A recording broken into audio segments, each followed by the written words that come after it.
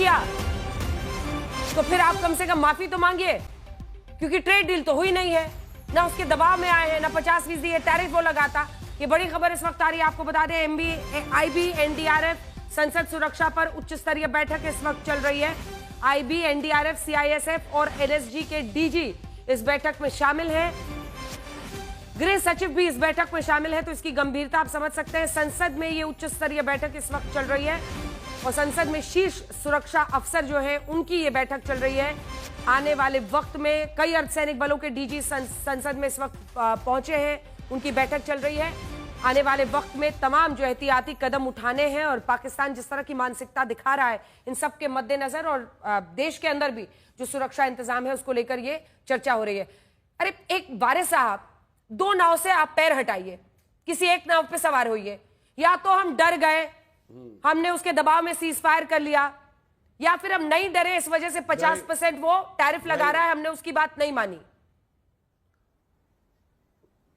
देखिए, भारत ना कभी डरा है ना कभी ज्ञान मत दीजिए सर, ज्ञान मत दीजिए। चुकाने की ताकत रखता है भारत। आपको ज्ञान देना पड़ेगा, अगर आप हम पे इल्जाम लगाएंगे तो आप ज्ञान लेने के लिए भी तैयार रहिए। अंजना जी, भारत की बात है, स्टैंड सिंपल है, हम सब भारत के साथ करें, लेकिन वहां पर बैठ के अगर कोई इस तरह की धमकी देगा तो बर्दाश्त नहीं होगा। ये वही वसीम मुनीर, आप इसको हल्के में क्यों ले रहे हो? इनका एक बयान था, अप्रैल की 16 तारीख को इन्हें भड़काऊ भाषण दिया था, उसके बाद पहलगाम हुआ, पहलगाम में हमारे बेगुनाह बेकसूर पर्यटकों को मार दिया गया है ना, उनका कत्लेआम कर दिया गया बीवी बच्चों का धर्म जाति के नाम पर। अब उसको अपन कंडेम नहीं कराएंगे, अगर इंटरनेशनल लेवल पे बात नहीं लेके जाएंगे तो हमारी फॉरेन पॉलिसी क्या है, फॉरेन स्ट्रेटेजी क्या है हमारी? तो भारत को खाली एमईए के जरिए से स्टेटमेंट देने से काम नहीं चलेगा ना अंजानी, जिसमें तो एक्शन लेना पड़ेगा।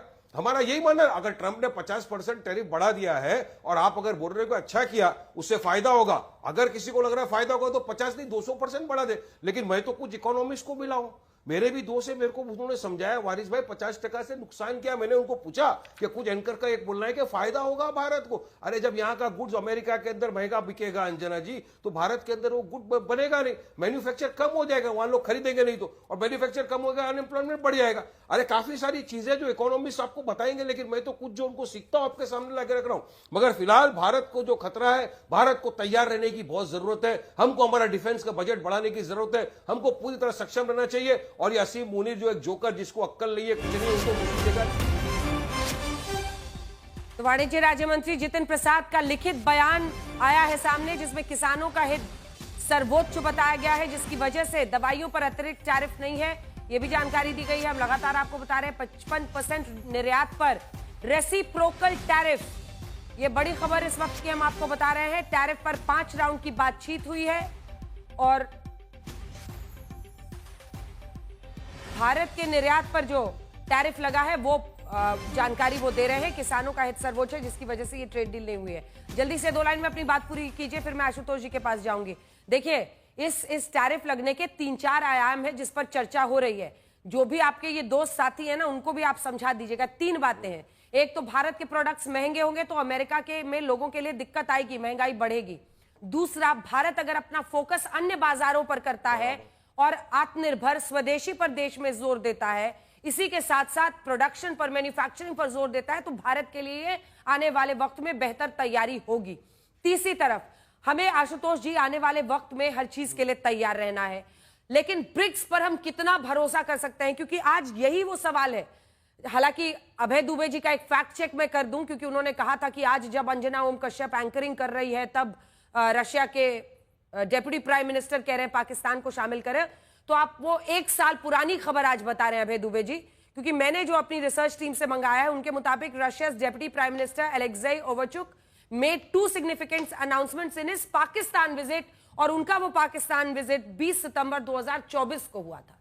ये जियोपॉलिटिकल चेंजेस के तब उन्होंने कहा था कि पाकिस्तान को ब्रिक्स में शामिल कीजिए। हाँ, लेकिन हाँ, ये आर्टिकुलेशन का तरीका है। चीन ने भी उसके बाद बयान जारी किया है। हाँ, और आज भी रशिया और चीन दोनों उसका सपोर्ट कर रहे हैं, उसकी परमानेंट मेंबरशिप के लिए। मुझे लगा आपने कहा कि आज है, इसलिए आशुतोष जी, चाइना पर हम कितना भरोसा कर सकते हैं? क्या ये स्ट्रैटेजी सही है? मैं तो आज इस बहस को लाना चाहती हूँ कि हम जो कर रहे हैं इस वक्त, हम ब्रिक्स पर अगर जोर दे भी रहे हैं तो हम चीन से पर कितना भरोसा कर सकते हैं? और देखिए ट्रंप क्या कर रहे हैं, न सिर्फ ट्रंप मुनीर का एक गठजोड़ बन रहा है, वो चाइना को भी धीरे धीरे रिझा रहे हैं। वो 90 दिन का एक्सटेंशन और बार बार मतलब अब चीन भी उनको अच्छा लगने लगा इंडिया के सामने। अंजना जी, जो सवाल आपने पूछा है उसका एक संदर्भ है, और वो जो आसिम मुनीर ने कहा, पहले मैं उस बारे को थोड़ा सा स्पष्ट कर दूं, फिर मैं चाइना पे आता हूं तो बात ज्यादा बेहतर तरीके से होगी। आसिम मुनीर का बयान दो कारणों से महत्वपूर्ण है। पहली बात यह कि भारत के जब एयर मार्शल AP सिंह ने कहा कि हमने 6 पाकिस्तान के विमान गिराए हैं, उसके बाद यह बयान है। उसके बाद उन्होंने जो बयान दिया वो अमेरिका की धरती से बयान दिया है। तो अमेरिका की धरती से बयान देना, और अमेरिका अगर भारत को अपना दोस्त मानता है, और हम मानते हैं कि डिप्लोमेटिकली हमने कोई ब्रेकडाउन किया नहीं है, तो एक अमेरिका की जमीन से आसिम मुनीर का इस तरीके से बयान देना दरअसल भारत को संदेश देने की कोशिश ट्रंप भी कर रहे हैं और आसिम मुनीर भी कर रहे हैं। लेकिन दूसरी बात, महत्वपूर्ण सवाल यह है कि आसिम मुनीर हो या डोनाल्ड ट्रंप हो या अमेरिका हो या चाइना, 140 करोड़ के हिंदुस्तानियों को वो ना तो धमकी दे सकते हैं, ना ये सोच सकते हैं कि आप हिंदुस्तानियों को डरा रहे। हिंदुस्तान न कभी डरा है, न कभी डरेगा। तीसरी बात, जहां तक महत्वपूर्ण सवाल इस बात को लेकर है जो उनके न्यूक्लियर डॉक्ट्रिन का प्रश्न है, तो पाकिस्तान की जो पूरी की पूरी न्यूक्लियर डॉक्ट्रिन है वो इंडिया सेंट्रिक है, और उसमें थोड़ी सी जो एम्बिग्यूटी थी वो 2024 में क्लियर कर दी है। उनका कहना है कि हमारे पास नो फर्स्ट यूज, यानी हम पहले स्ट्राइक भी कर सकते हैं, जबकि भारत की स्टेटेड न्यूक्लियर पॉलिसी 2003 में जो के सुब्रमण्यम है, जो मौजूदा विदेश मंत्री उनके पिताजी थे, उन्होंने पहली बार स्टेट किया था भारत की नो फर्स्ट यूज पॉलिसी है। लेकिन राजनाथ सिंह ने और पर्रिकर ने, दोनों ने यह क्लियर किया था कि उसके बारे में जरूरत पड़ेगी तो हम सोचेंगे। यानी भारत भी पाकिस्तान की किसी भी हरकत के लिए तैयार है, इसलिए पाकिस्तान ये समझ ले कि वो अगर हमको धमकी देने की कोशिश कर रहा तो डरने वाले नहीं। तीसरी बात, जो चाइना का प्रश्न है, मैं बार बार इस बात को कह रहा हूं कि China is a civilisational country, India is a civilisational country. हमारा और चीन का इतिहास 4000-5000 साल पुराना इतिहास है। हम अपस्टार्ट की तरीके से बिहेव नहीं करते, इसलिए और अमेरिकन जिनका इतिहास अभी 250 साल पुराना है, उनकी कोई संस्कृति नहीं, उनका कोई अपना सिविलाइजेशन नहीं। इस संदर्भ में कहता हूं कि भारत को पाकिस्तान, चाइना के साथ अपने रिश्ते बेहतर करने चाहिए, इर्रिस्पेक्टिव ऑफ ऑपरेशन सिंदूर। उससे कई फायदे होने वाले हैं। एक, आप चाइना से जो हमारी टेंशन है, जो लगातार किटकिट हो रही, उसमें कमी आएगी। चाइना दबाव डालेगा पाकिस्तान के ऊपर, उसमें भी कमी आ सकती है। और रूस जो थोड़ा सा डिस्टेंट दिखाई पड़ रहा है, उसमें भी कमी आने की संभावना। लेकिन अभी भी जियोपॉलिटिक्स काफी वोलेटाइल है। 15 अगस्त को अगर आप देखें तो पुतिन और ट्रंप की मुलाकात होने वाली है। भारत के प्रधानमंत्री चाइना जा रहे हैं, तो अभी कुछ भी कहना मुश्किल है। लेकिन ना तो हमें अमेरिका को अपने एडवर्सरी मानना चाहिए, क्योंकि अगर मानेंगे तो हम सारे नेता तो कह रहे हैं ट्रंप को गाली दो, एडवर्सरी कैसे नहीं मानेंगे? राहुल जी भी कहते हैं कि गाली दो ट्रंप को खड़ा होके, और आप ओवैसी साहब भी कहते हैं कि पॉलिटिकल स्टेटमेंट दीजिए ट्रंप के खिलाफ। एक बात समझिए, ये सही है, पॉलिटिकल पार्टीज क्या बयान देती है उससे मुझे फर्क नहीं पड़ता।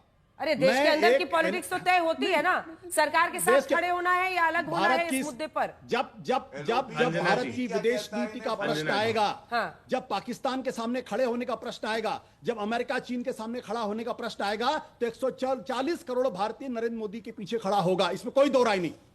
अगर इसमें कोई पॉलिटिक्स होती है, खड़े होने में ट्रंप को गाली देना शामिल है या ट्रंप को गाली देना शामिल नहीं है? ट्रंप को गाली, देखिए, ट्रंप को गाली देने का नहीं कहा, ट्रंप को अच्छा, किसी राष्ट्राध्यक्ष को लायर बोलना गाली नहीं है तो क्या है, शोभा है? कैसी बात करते हैं? Please wait. ट्रंप को गाली देने का प्रश्न नहीं है, लेकिन अगर दुनिया का कोई भी देश, कोई भी राष्ट्रपति भारत का और 140 करोड़ भारतीयों का अपमान करता है तो उसको जवाब दिया जाना चाहिए, और उसी भाषा में जवाब दिया जाना चाहिए। अभी आपने कहा अमेरिका को दुश्मन देश ही मानना चाहिए। जवाब देना दुश्मन मानना, ये दो अलग चीजें हैं। एमईए का जवाब काफी नहीं है, ट्रंप से लायर बोलना होगा। नहीं, जवाब देना और जवाब देना और कैसे जवाब देना, यह भारत की विदेश नीति के लोग, समझदार लोग जानते कैसे जवाब देना, तो वो उनका काम है जवाब देना। लेकिन अगर 30 से 32 बार अगर अमेरिका के राष्ट्रपति इस तरीके से भारतीयों का अपमान करते हैं, तो प्रधानमंत्री के स्तर पर उनको जवाब दिया जाना चाहिए, एज मेनी वर्ड्स। तो क्या प्रधानमंत्री ने संसद के पटल पर जवाब नहीं दिया कि हमारा अमेरिका के राष्ट्रपति से कोई बातचीत नहीं हुई? इससे बड़ा क्या तमाचा हो सकता है कि प्रधानमंत्री कह रहे हैं कि हमने तो ट्रंप से बात ही नहीं की है। तो पूरी दुनिया में ट्रंप को झूठा साबित तो भारत की संसद में किया गया, इससे बड़ा क्या जवाब हो सकता है? देखिए संगीत रागी जी जुमलेबाजी में और राजनीतिक तौर पर, डिप्लोमेटिक तौर पर ये जुमलेबाजी है क्या ये जुमलेबाजी है या डिप्लोमेसी की सभ्य भाषा है? देखिए, आप क्या चाहते हैं कि ट्रंप की तरह भारत का प्रधानमंत्री भी सोशल मीडिया पे इस प्रकार की बातें करे? कोई भी प्रधानमंत्री सोशल मीडिया, आपने दुनिया के किस प्रधानमंत्री को देखा है? श्री जिनपिंग को देखा है क्या कि सोशल मीडिया के थ्रू फॉरेन पॉलिसी को डिक्टेट कर रहे हैं? एक भी प्रधानमंत्री या राष्ट्राध्यक्ष ऐसा नहीं करता है, सिर्फ और सिर्फ ट्रंप करते हैं। आशुतोष जी, जब तक आप विवेक से बात कर रहे थे, माफ कीजिएगा, लेकिन जब तक आप विवेक से बात कर रहे थे, आपने खुद ही कहा कि अमेरिका को दुश्मन देश नहीं बनाना चाहिए। फिर अब जब सवाल आ गया कि पॉलिटिकल हाउंडिंग हो रही है कि कॉल ट्रंप अ लायर, तब आप कह रहे हैं कि पीएम को भी बोलना चाहिए। पीएम ने साफ कहा ना कि किसी तीसरे देश का हस्तक्षेप नहीं था। इससे ज्यादा क्या चाहते हैं? मतलब किसी को गाली दी जाए और खुलकर दुश्मनी बोल दी जाए कि हमारी उसने अप्रैल से लेकर के इतने बात ही नहीं हुई है। Please let him answer. Ashutosh ji, मैं देखिए मैं डिप्लोमेसी को थोड़ा बहुत समझता हूं, मैं जानता हूं। जवाब देने का मतलब यह नहीं होता कि आप किसी को अपने एडवर्सरी बना रहे हैं। जवाब डिप्लोमेसी में देखिए, you have to negotiate from the position of strength, you can't negotiate from the position of weakness. और डिप्लोमेसी में आपको हमेशा अपनी पोजीशन ऑफ स्ट्रेंथ शो करनी पड़ेगी। भारत को शो करना पड़ेगा कि हम दब्बू देश नहीं है, हमें अगर आप कहेंगे तो हम उसका जवाब देंगे, लेकिन हम आपके साथ रिश्ते रखना चाहते हैं, आप भी हमारे साथ रिश्ते रखने की कोशिश करिए। अगर भारत का नुकसान होगा तो अमेरिका का भी नुकसान होगा। आप जो कह रहे हैं ना, इंडिया वही कर रहा है, वही कर रहा है इंडिया एग्जैक्टली वही कर रहा है। एमईए की तरफ से जिस तरह का स्टेटमेंट आया है ना, आईना दिखाते हुए, बताते हुए कि रशिया से वो क्या क्या खरीदते हैं, एक एक चीज बताई गई है, फैक्चुअली बात करता है ना इंडिया। अब उसमें आप चाहते हैं कि नहीं किसी को बैठ के गाली दी जाए और अपशब्द लिखे जाए, तो ये थोड़ा ना दो लोगों के बीच का इलिसिट या कोई रिलेशनशिप है जिसमें लड़ाई चल रही है और वो आपको अपशब्द लिखने हैं। बहुत समझदार एंकर है आप, अच्छी तरीके से जानती है मैं क्या कह रहा हूं। मैं सिंपल सी बात कह रहा हूं, मैं उत्तर देना भारत चाहता को has to negotiate from the position of strength. Bharat ने ऑपरेशन सिंदूर के बाद अपनी पोजीशन कमजोर की है, इसीलिए दुनिया के देशों में आज की तारीख में भारत के साथ कोई खड़ा नहीं। बस गौरव जी जवाब दीजिए। गौरव जी जवाब, ये सच्चाई है, उसका एडमिट करना चाहिए। एक सच्चाई ये भी है कि हमने न्यूक्लियर देश पर हमला किया और किसी ने चू तक नहीं किया। पूरे विश्व में एक देश ने चू नहीं किया। हमारी सेना ने घुसकर लगातार अलग अलग जगहों पर उनके सैन्य ठिकानों पर हमला किया, उनके सैन्य ठिकानों पर भी हमला किया। देश मानने के लिए तैयार नहीं अंजना, कोई पाकिस्तान को आतंकवादी देश मानने के लिए तैयार नहीं है। यहां तक कि पाकिस्तान की सेना, जल्दी बोलिए गौरव जी, की जमीन से भारत को धमकी देने की इजाजत दी गई। गौरव जी जल्दी बोलिए, सुनिए, जल्दी बोलिए, की बात भी सुनिए। चलिए, नरेंद्र मोदी जी के नेतृत्व में भारत हमेशा बात करेगा तो पोजीशन ऑफ स्ट्रेंथ से ही करेगा, लेकिन ये घुटना झटक राजनीति नहीं है, कूटनीति कि आपने नी जर्क रिएक्शन दिया, जवाब दिया, गालियां दी, बुरा भला कहा। आप डिप्लोमेसी का डी अगर जानते होते तो ये ना कहते कि ये कहना चाहिए। अपने देश के प्रधानमंत्री पे, सरकार पे भरोसा रखिए। जो आवश्यकता होगी भारत हित में करने की, केवल बोलना नहीं, झटकना होगा तो झटक के भी दिखा देंगे, चाहे वो कोई भी देश हो। लेकिन रूलिंग पार्टी का प्रवक्ता होने के नाते मैं समझता हूं किसी चर्चा में भी किसी राष्ट्राध्यक्ष के लिए अपशब्द कहना या इस तरह की चर्चा करना भारत के हित में नहीं हो सकता। दूसरी बात, नरेंद्र मोदी जी संसद के पटल पे बोल रहे थे, ये तथ्य आपसे कैसे छूट गया आशुतोष जी कि अमेरिका के उपराष्ट्रपति का फोन आया, उन्होंने कहा पाकिस्तान जो है भारत पे अटैक करेगा, और नरेंद्र मोदी जी ने जवाब दिया कि अगर वो गोली चलाएंगे तो हम बारूद गोला चलाएंगे। ये बात आपको नहीं याद रहेगी क्योंकि आपको अपनी राजनीति करनी है यहाँ पे ओछी घटिया। एआईएमआईएम को जवाब देना चाहता हूं। एआईएमआईएम के प्रवक्ता को यह भी नहीं पता है पिछले 11 साल में highest defence budget Narendra Modi ji की सरकार में इस साल आया है, लेकिन ये कह रहे बड़ा ही है। दूसरा, सबसे ज्यादा जो एक्सपोर्ट हुआ है डिफेंस का जो भारत में निर्मित है वो करीब 25,000 करोड़, ये 4 गुना ज्यादा है यूपीए के समय से। ये नरेंद्र मोदी जी के नेतृत्व में हुआ है। और एक बात और कहूंगा धैर्य की जो मैंने करी, आप याद करिए मालदीव्स के प्रेसिडेंट मोइजो ये नवंबर 2023 में चुनाव लड़े, इंडिया आउट कैंपेन, यही सारे लोग ये तंज कसा, मोदी जी पे बुरी बात कही, लेकिन हमने वो किया जिससे उसके बाद प्रेसिडेंट मोइजू धैर्य दिखाया तो भारत भी आए और उन्होंने नरेंद्र मोदी जी को वहां गेस्ट ऑफ ऑनर बनाया और आज रिश्ते सुधर गए हैं। इसीलिए मैंने कहा घुटना झटक राजनीति और कूटनीति हानिकारक होती है, इनको शायद समझ में नहीं आता।